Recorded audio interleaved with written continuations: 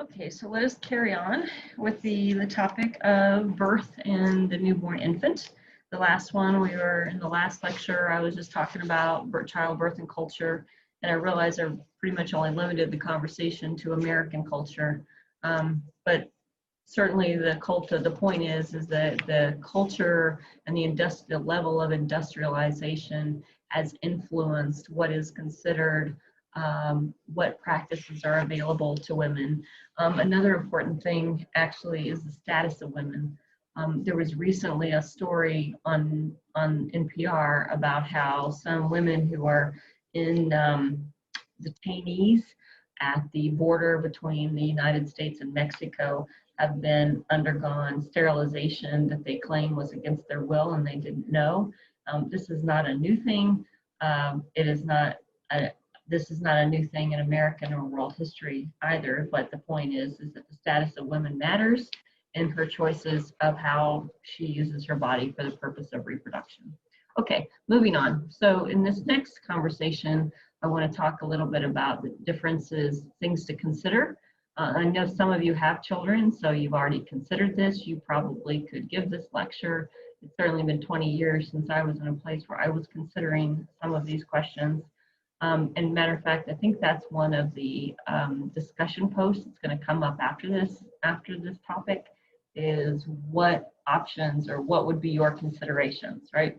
So the gist of what I want you to take from this slide is that is why one would consider a cesarean section as opposed to a vaginal delivery. I don't know if you know, but cesarean section apparently is named after Caesar, who was born by C-section. There are two different kinds. You can have an incision at the bottom of the uterus, or you can have one that goes up and down.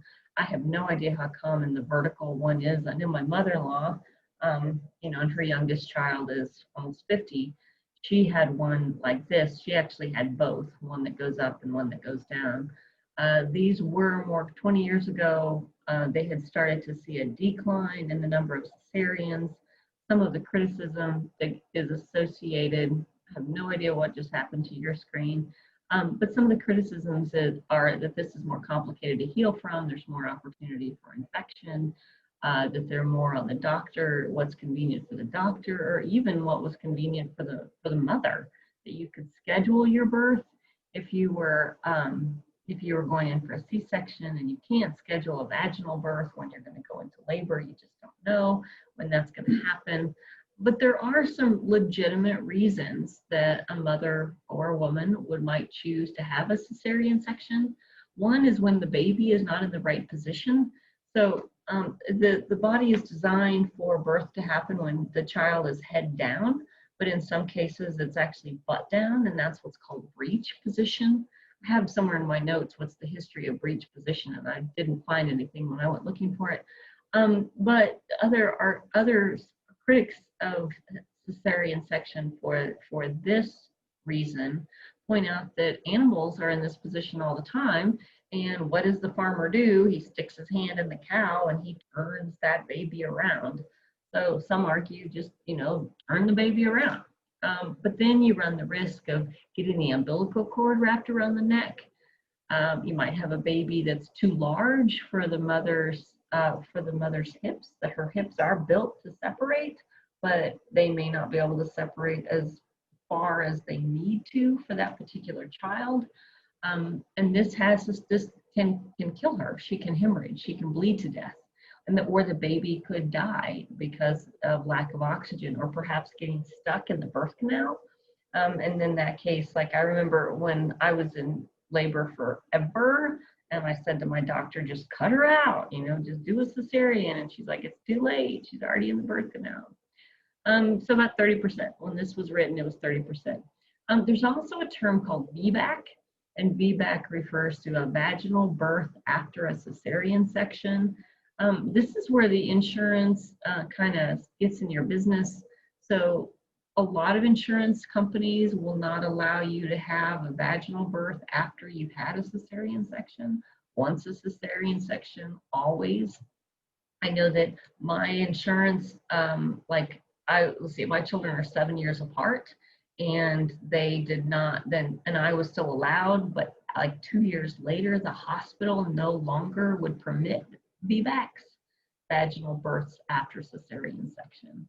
Oh, there you go. Why not? Oh, another really important, and I think this is probably one of the biggest arguments against a cesarean, is the role of oxytocin.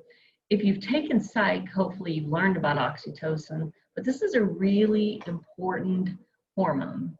And oxytocin is it's the cuddle hormone. It's implicated in trust. It's implicated in bonding. Women, I don't know, it was in the psych lecture. Women have a higher proportion, concentration of oxytocin than men. There are 3 times in her life where she sees elevated levels, 3 experiences. One is childbirth. One is nursing when she breastfeeds, and the third actually is orgasm. But it's the hormone that after this baby has, has caused her excruciating pain for 12 hours, and it comes out and they lay this bloody thing on her chest, and she's just, oh, I love you so much. It is implicated in the bonding, maternal bonding between mother and child. And let's face it, if you've been with a baby in the first year, you are exhausted and wore out, and it's a darn good thing you just love that baby so much and that they're so cute, right? And that's the role of oxytocin. If we did not have, this is what is implicated in attachment. Attachment, we will hear about attachment for the rest of this semester. Attachment's implicated in cognitive development. It's implicated in what kind of marriage relationships you have. It's implicated in how well you do with friends. And that all goes back to oxytocin. Oxytocin is very important. Okay, then you have the difference between a medicated versus a non-medicated. So this is otherwise known as natural. That's when we go without the epidural. And the epidural is a fancy word for, it's a pain blocker, and it is a long needle that's injected in your spine that basically, and it disables your ability to feel below the waist, so you don't feel those horrific contractions. But at the same time, it makes it very hard to push. If you can't feel your body below your waist, it's difficult to push. So that's, or prepared. So natural or prepared childbirth is where you are aware of what could potentially feel like. Well, you won't know unless you've been there, but you've developed some sort of pain management skills or some visualizing. Boy, I thought I knew I was getting into, and I was wrong. That first major contraction came and I puked all over the place. But my labor and delivery was horrible. And my doctor came in after and she's like, so that was really bad, which made me feel better because it sure seemed bad to me. I just thought I didn't know what I was getting into. Oops, okay. There you go, local versus regional anesthetic. So 60% of people, if you're one of these people like me that says, I'm not gonna take pain meds, and you end up taking pain meds, don't feel bad, because 60% of people, the majority of women, will choose this. I'm not sure what walking epidural is. Maybe that's a regional anesthesia that only blocks pain a certain section of the body. But in the end, there's other things that you have to consider. There's episiotomies, which is the cutting of the peritoneum. I believe that's the technical term. The R-rated term would be the taint. That's the space between the vaginal opening. And the idea is that, I don't think we discussed it anyplace else, the episiotomy. But the idea is that as that child comes through the birth canal, you don't want it to rip those tissues. You don't want it to rip the vaginal opening. It's easier to heal if it's a nice clean cut. The criticisms of episiotomies are that this part of the woman's body is designed to stretch, and you can stretch it. So when she's throughout her pregnancy, they advocate things like massaging the peritoneum using vitamin E and just very delicately stretching that surface, those tissues. I do think sometimes this goes back to how hard we're willing to work. What's the easy way to get this done, as opposed to, you know, relying on old traditional practices. That's just my 2 cents.